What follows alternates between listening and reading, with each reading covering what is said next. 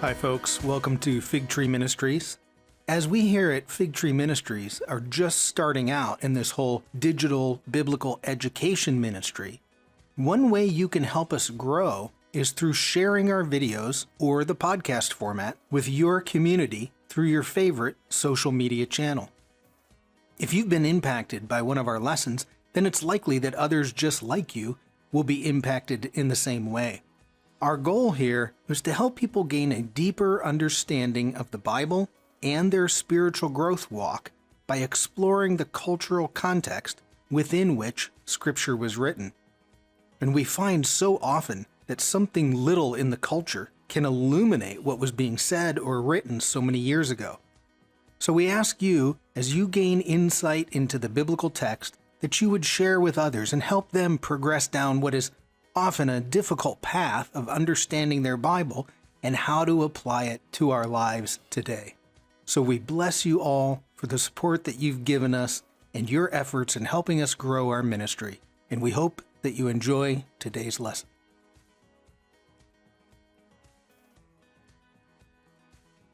Okay, good morning, everybody. Share my screen here. We're still on the Sea of Galilee, and of course, this one story that we're in is going to last us at least another week, next week. Perhaps there's some things we'll talk about the week following that.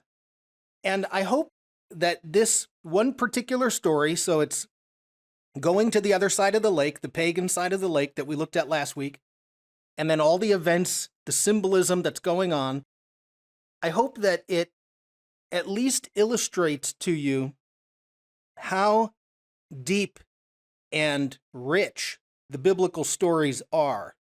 And as people say, the divine author does not waste ink.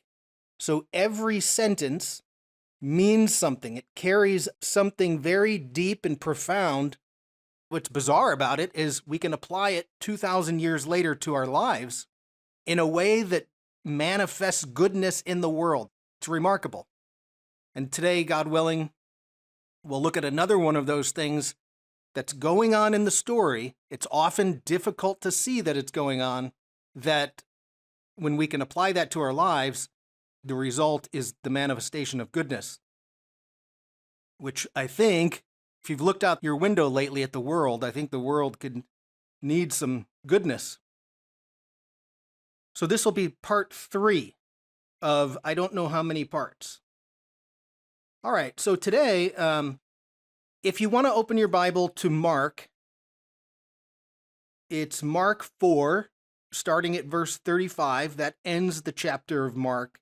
That's where Jesus stilled the sea, and we looked at that last week. The one we read last week was out of Luke. Today we'll read it out of Mark. But Mark 4:35 to 41 is the stilling of the sea as they're going across the lake. And then we're not going to read it, but we'll talk about some of the things that are happening now, starting in Mark 5, because the very next story is Jesus is going across to the pagan side of the lake, and he's going to heal the demon-possessed man. So we won't read the whole thing, but between this week and next week, it's a good idea to go back and review this story, because next week will be some details that are going to be encompassed in last week's teaching and then today. So we have a little bit of homework, should you choose to do it. Homework in this class is kind of like doing push-ups or sit-up. It's only going to help you if you actually do them. So it will help you if you read through it, although it's not required. But if you read through it by next week, you'll see some of the things that we talk about next week that will show up. Okay, main points for today. Number 1 on your sheet. Main points. We're going to talk a little bit about the Decapolis and the use of euphemisms in a sense. Well, not in a sense, the use of euphemisms as other names for the Decapolis. We'll talk about why that is and see how that shows up in the text. So the Decapolis we'll discuss because that's where they're going. That's point 1. We'll talk about Psalm 107, because if you read any scholarly writing on this, the part about the stilling of the sea, they will point you back to Psalm 107. Last week we looked at Psalm 89, but Psalm 107 is more central. And then we'll finish up today with one explanation for a word that's very difficult in our text. Scholars still have difficulty today discerning what Mark is saying, Mark, Matthew, and Luke.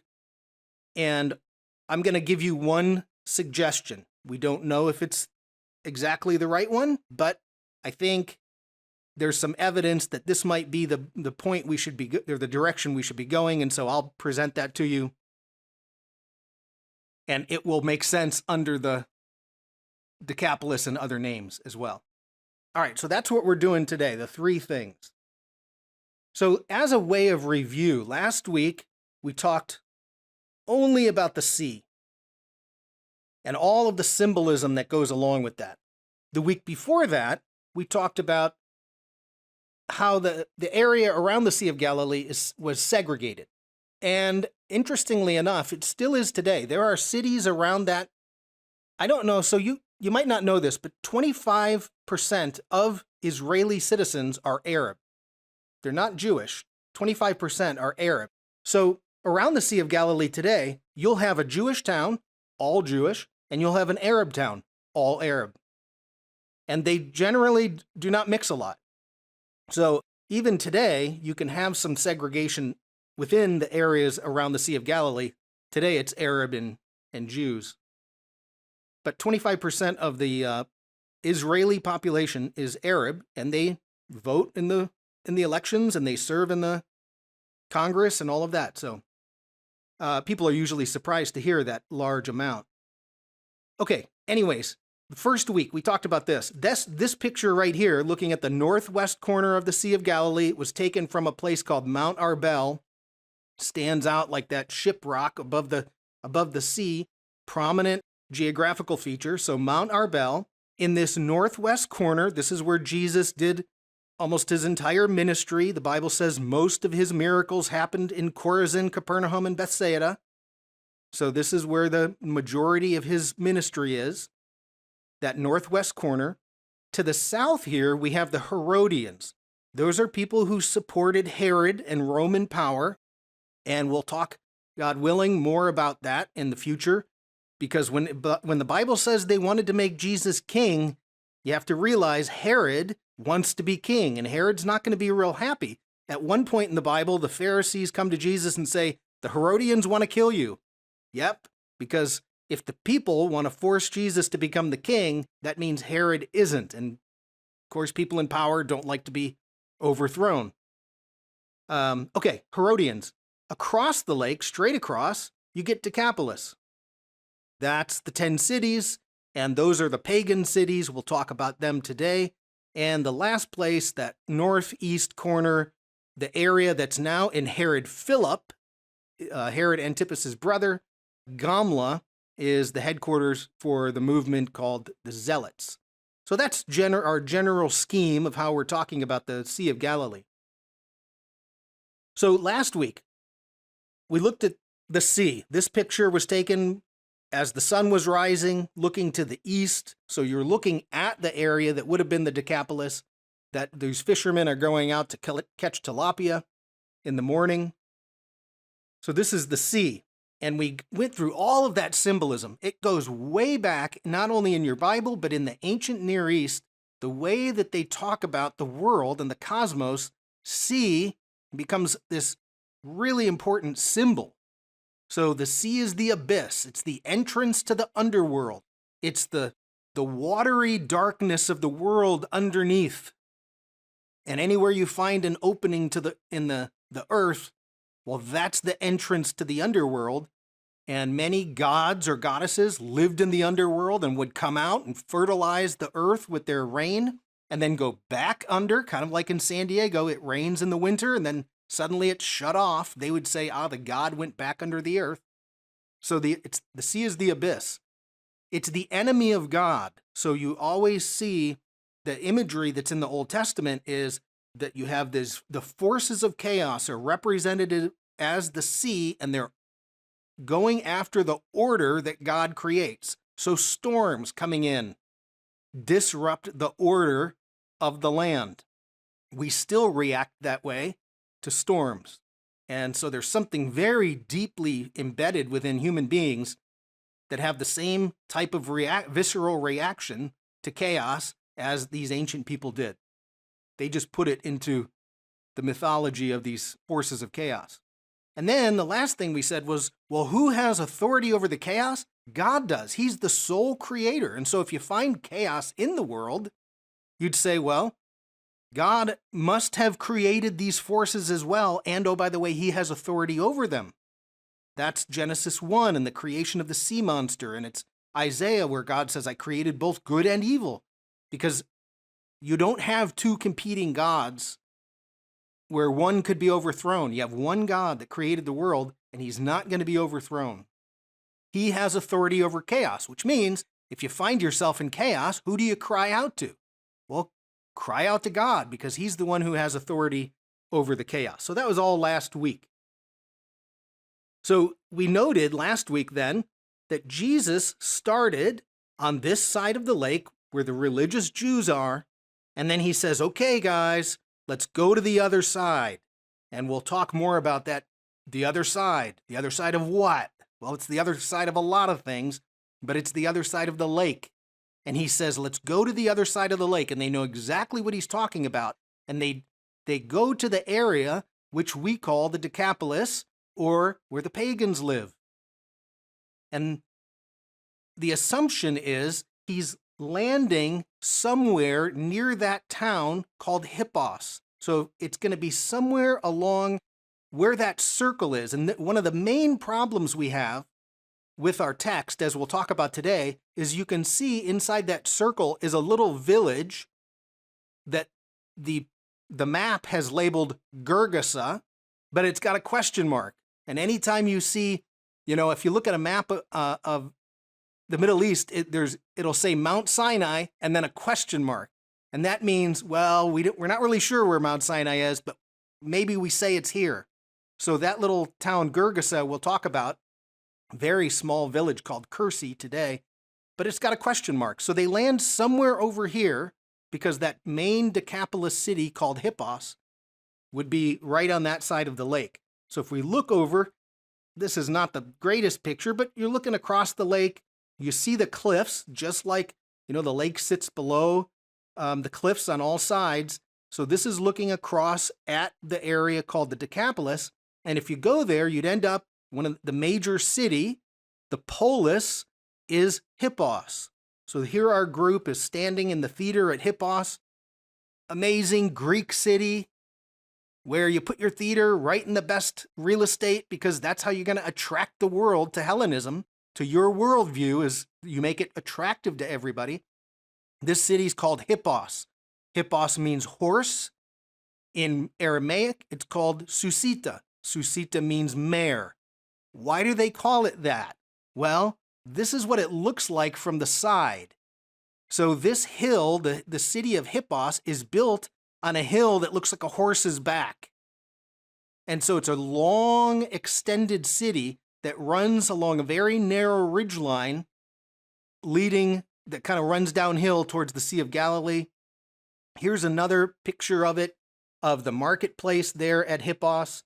And where this yellow circle is, that's that theater that we were standing in. So right on the edge as it drops off into the Sea of Galilee. So this is the main city. And this city, because it's Decapolis, it was a loose group of cities that governed themselves. If you land in this area, you'd be in the area of Hippos. So when we get to the word Gerasa, or the Gerasenes, then we have to ask, where are they getting that name from? Okay, so let's now talk about the Decapolis. So this is number 3 on your sheet. And this is going to be one of the main points today. So the Decapolis, to the religious Jews that lived over on that northwest corner, the Decapolis is unclean. It's the place you don't want your kids to go, wherever that is. It's unclean. Well, we'll look at a whole bunch of reasons why they consider it unclean, but it's the attractiveness of the world that calls out to you to try whatever this is, or what happens in Vegas stays in Vegas. Not true. That doesn't, well, as we've said before, your money stays in Vegas, but there are some things that would come home with you if they happened in Vegas. So Decapolis is unclean. This is at least how we would talk about it. Now, it's hyperbole, but it gets you to stay away from a place that's not going to do you any good. To say the word Decapolis, you would have unclean lips. So Decapolis is considered a dirty word, and we have to be careful. Sometimes we make these judgments about things that are in the Bible. All Jews think this. It's like, no, not all Jews think that. Just like in any group, even within Christians, some think one way, some think other ways, some are more stringent, some are more lenient. But the idea of the Decapolis being unclean, or you having unclean lips, that it's a dirty word, it's hyperbole. It gets your attention to say, don't go there. Stay away. So they're not ignorant, and they understand that it's not technically unclean, but it's the idea that you want to stay away from that place. So, and this is going to play into next week, because we have to watch the actions of the disciples next week and relating to the Decapolis.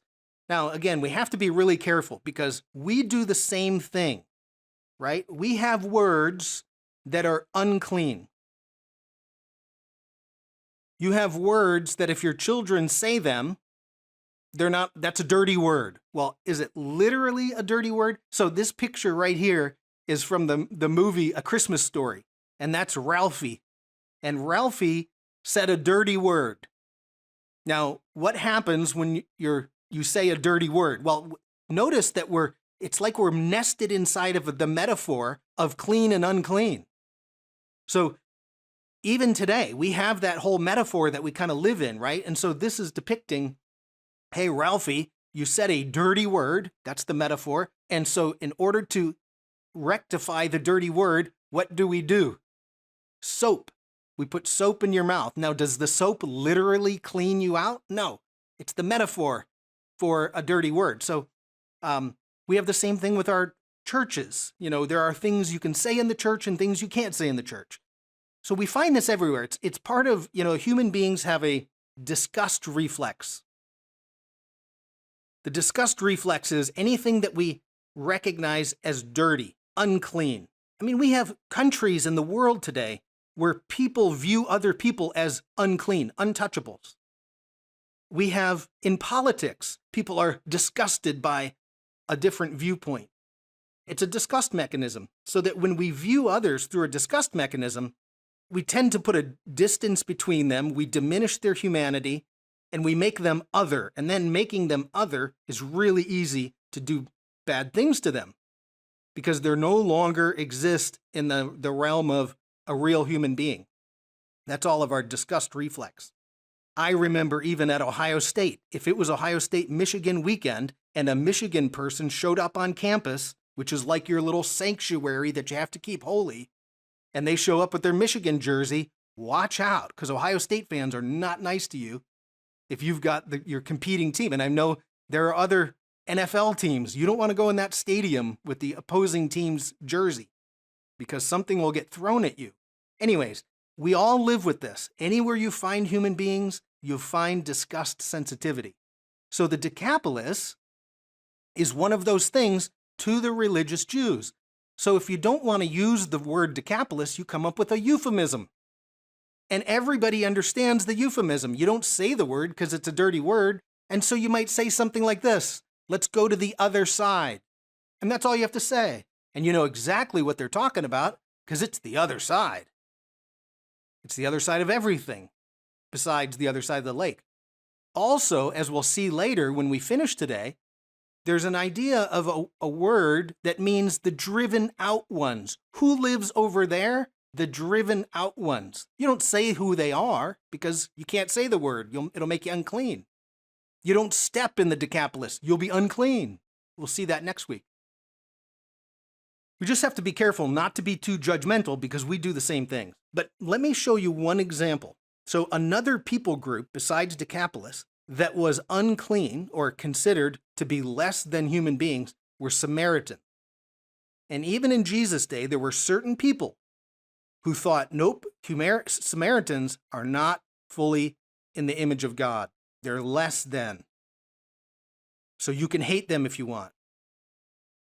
Let me show you an example. Now, the example comes from, I just want to make sure we all understand where I'm getting this example from, the Apocrypha. So I actually put this quote on your sheet because you probably don't have an Apocrypha sitting in front of you. If you have a Catholic Bible, you can go inside a Catholic Bible and find this, because the Apocrypha is included in the Catholic Bible, and there you can buy a Bible with the Apocrypha included. But it comes from a writing called Sirach, or in the Catholic Bible, Ecclesiasticus. And he's going to be talking about the Samaritans, but he's never going to say the name Samaritan.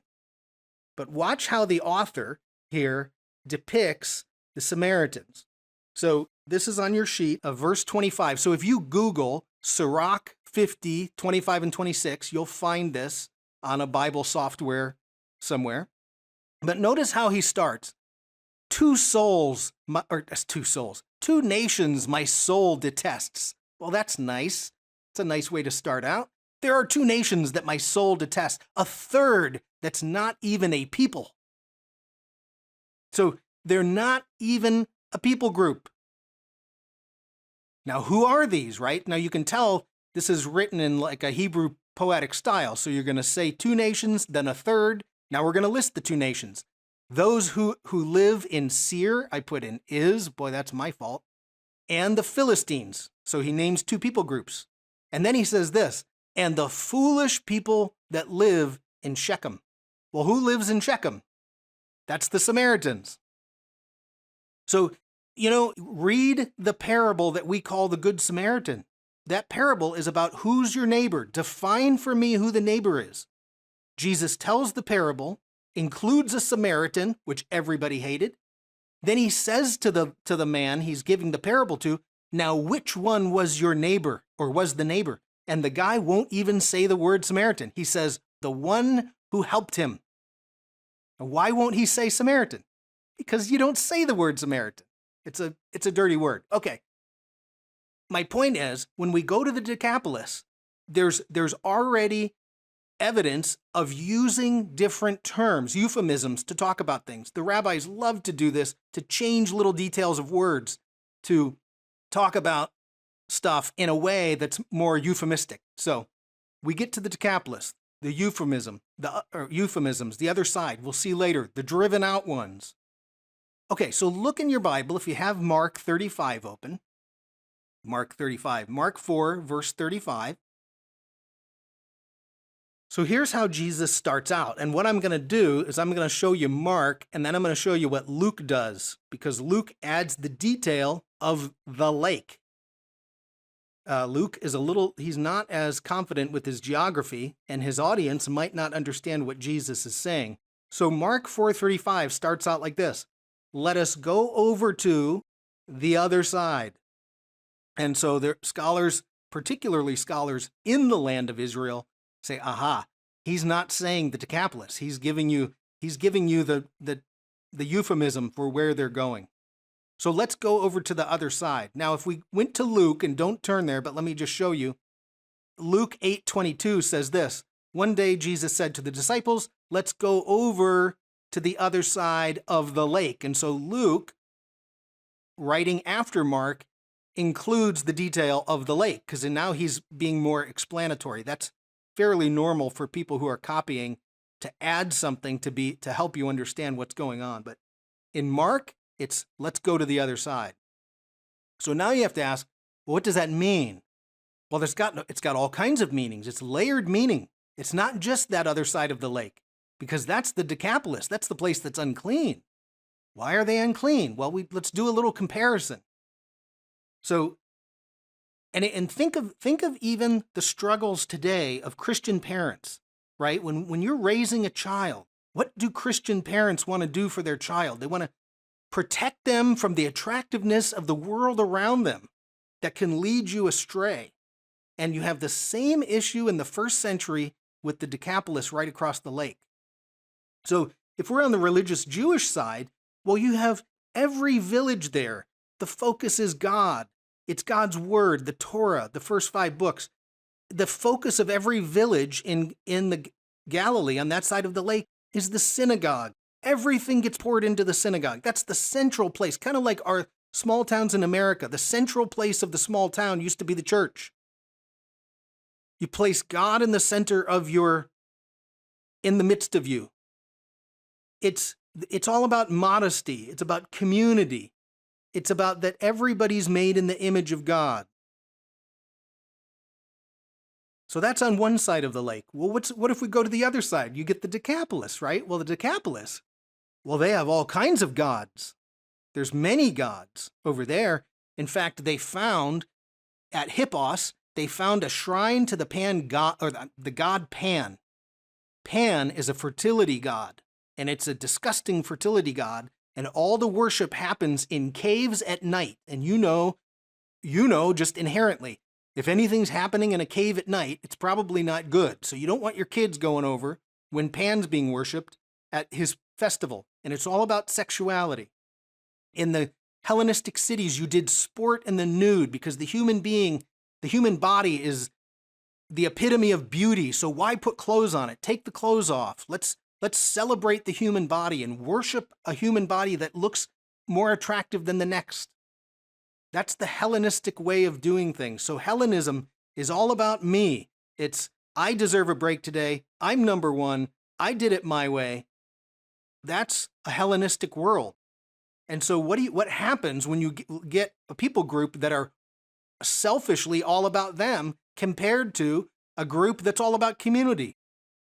Well, what you get is all the bad things that happen, right? So one of the things that happens in the Hellenistic world that's just like our world today is certain people carry more value than somebody else.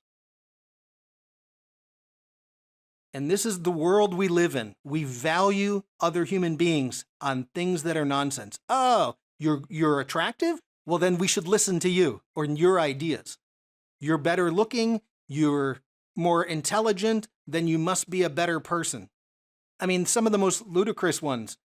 You can play a game really well. You can throw a football really well. So our society should reward you by paying you millions of dollars. And that's a Hellenistic society. You value certain people groups, and there's always a cost to doing that. And so what we see when Jesus goes to the other side of the lake, who does he meet? A crazy man who lives in the tombs, in the caves. And he's shunned by society. No one will go near him. No one wants to touch him. No one wants to talk to him. And so part of this story is breaking down the barriers where Jesus walks over and obviously has an interaction that, okay, we'll look at that next week. You get my point. It's not just the other side. It's not just the other side of the lake. It's the other side of everything. So when Jesus says that, the disciples are saying, we're going where? Right? I was always told I'm not allowed to go there. Why are you taking the church van and taking us there? Because that's where someone's in need. So, okay, that's the other side. Let's keep going. Now, we're going to read a little bit. Mark 4, we're going to look at verse 37 to 39. And the next thing we need to do is tie in one more psalm because it's brilliant what's happening. Okay, so Mark 4, 37 to 39. We read this last week in Luke, so it's the same story. You're familiar with it. Verse 37, a furious squall came up. It's a windstorm, and the waves broke over the boat so that it was nearly swamped. Verse 38, Jesus was in the stern, sleeping on a cushion. God willing, we'll address that in a couple weeks. The disciples woke him and said to him, "Teacher, don't you care if we drown?"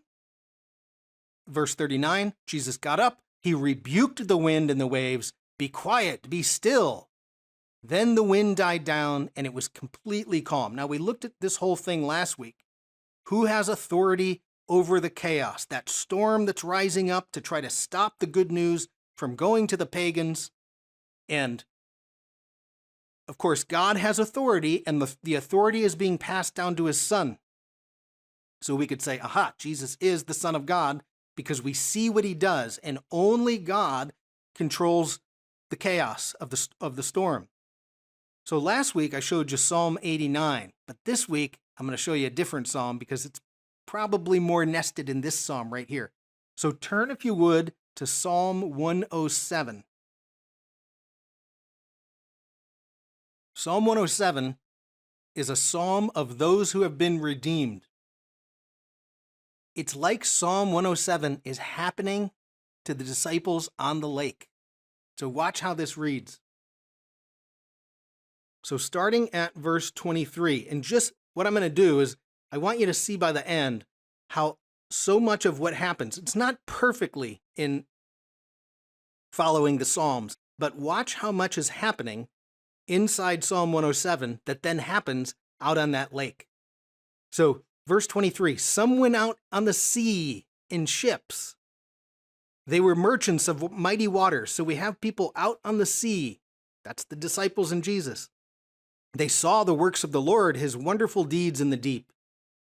Verse 25, for he spoke and stirred up a tempest that lifted the waves. Now, tempest there is a windstorm. So it's a squall that showed up, and they lifted up the waves. That's exactly what's being told to us in Mark. The waves, they mounted up to the heavens and went down to the depths. In their peril, their courage melted away. What happened to the disciples? Yeah, their storm is coming and their courage melts away. They reeled and staggered like drunkards. They were at their wits' end. Verse 28, then they cried out to the Lord in their trouble, and he brought them out of the distress. Do the disciples cry out to Jesus? Yep.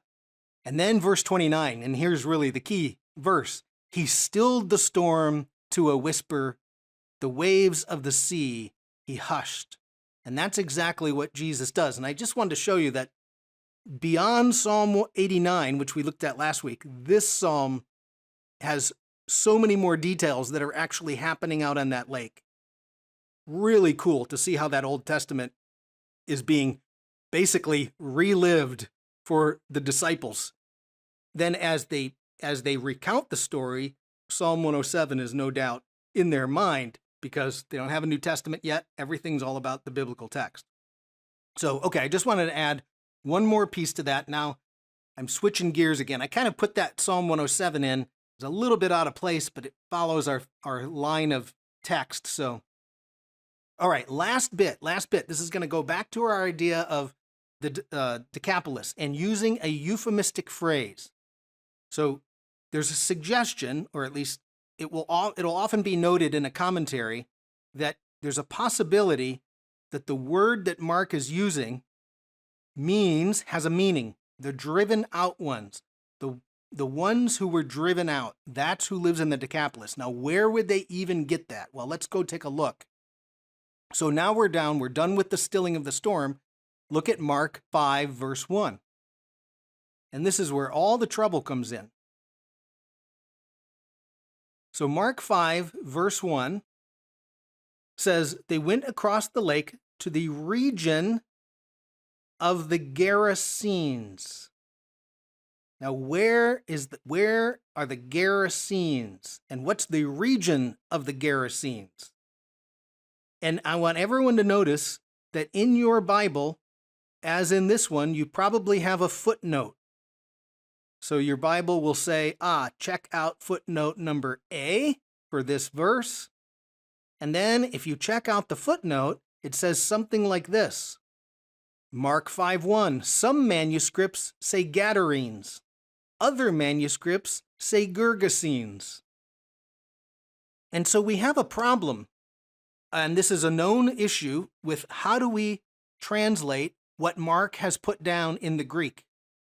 And you can see, as the Bible, you have the original writing of Mark, which we don't have any longer, but as it gets copied and copied and copied, different scribes will then insert one of these three words because they're thinking, it must mean something, it must mean this. And so maybe there was a scribal error and we're going to correct it. So the question that everybody has is, what does that mean, Gerasenes? What's the region of the Gerasenes? Well, let me show you the thought process here. So we don't know what Gerasenes, what Mark is actually talking about. There's two cities that will always be mentioned in commentaries, and I'll show you on a map where they are. The first one is Gerasa, it might be Gerasa. We would say Gerasa.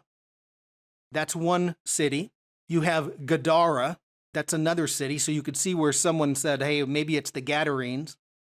And then we notice there's a small village, today it's called Cursi, and people will label it Gerasa, but it's Gerasa with a question mark because we don't really know if that was the name of a village, and why would they name the area after a really tiny village? It's not likely. So let me just take you geographically, just show you what where these cities are, and then some of the arguments to why it probably doesn't apply.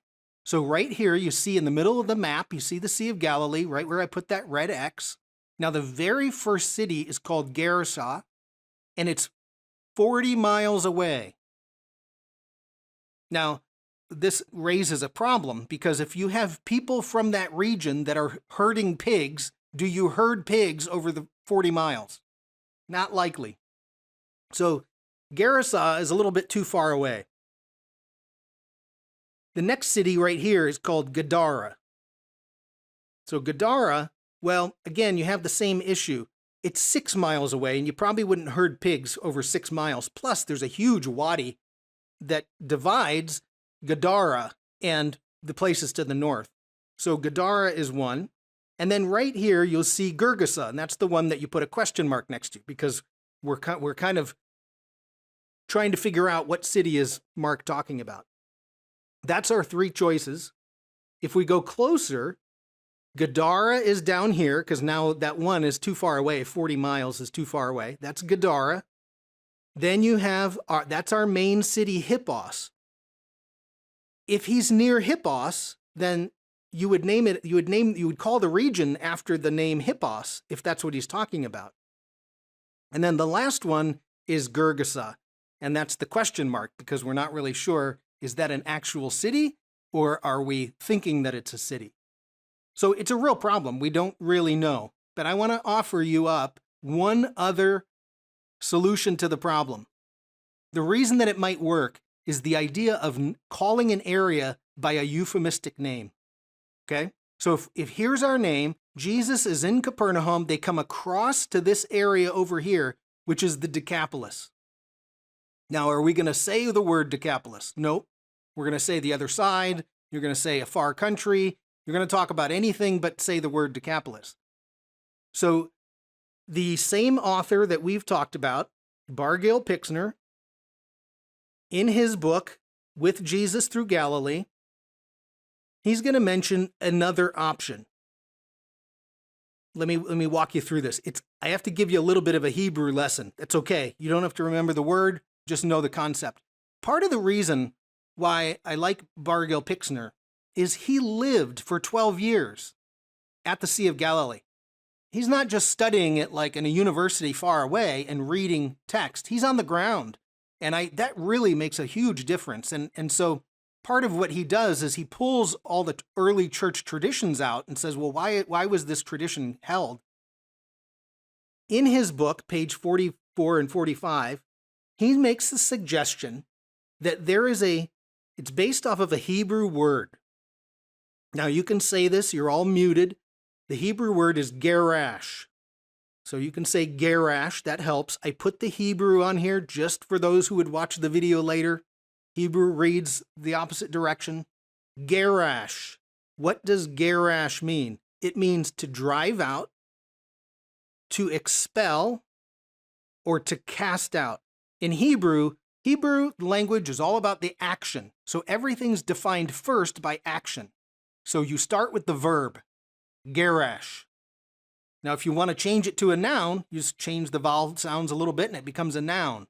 So to drive out is the verb. One who is driven out is the noun.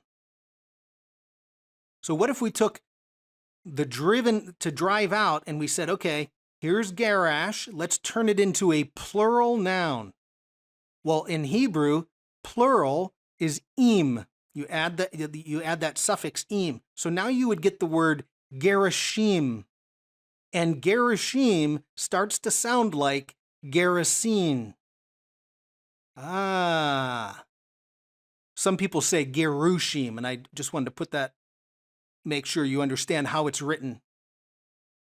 It means the driven out ones. That's the region of the driven out ones. Now, where do they get that from? We're not just making this up, right? So, for instance, don't turn there. I'm just going to read it to you. God tells Moses and Joshua, I'm going to drive out those pagan nations ahead of you. And then you have to say, well, where did God drive those pagan nations to? And if you're living in Galilee in the first century, you point to the Decapolis and you say, right over there where the pagans live. So Exodus 34:11, and you can read this later, but it's where you get the verb drive out. God says, observe what I command you this day. I will drive out before you the Amorites, the Canaanites, the Hittites, the Perizzites, the Hivites, and the Jebusites. So they're driven out. Those are the people who were driven out. Gerash, the Gerushim. Where were they driven out, right? If you're a school kid reading your Torah, Rabbi, where did those people go who were driven out by God? You point right over there to the Decapolis. That's the place where the pagans live. And so what Bargel Pickner, and I'll show you another church father, suggests that if we read Mark 5, verse 1, it would read like this. They went across the lake to the region of the Gerushim, the expelled ones. So notice they're putting a euphemistic name on that region over there, the expelled ones.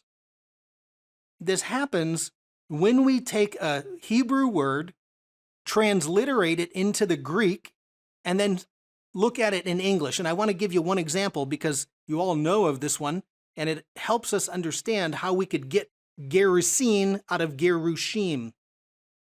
So if you take a Greek or a Hebrew word, in this case, gat shemanim. Now we did a whole class on gat shemanim.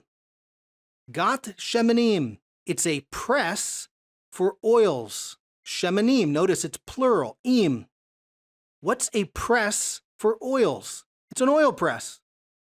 And the two words, gat shemanim, press for oils, gets turned into Gethsemane.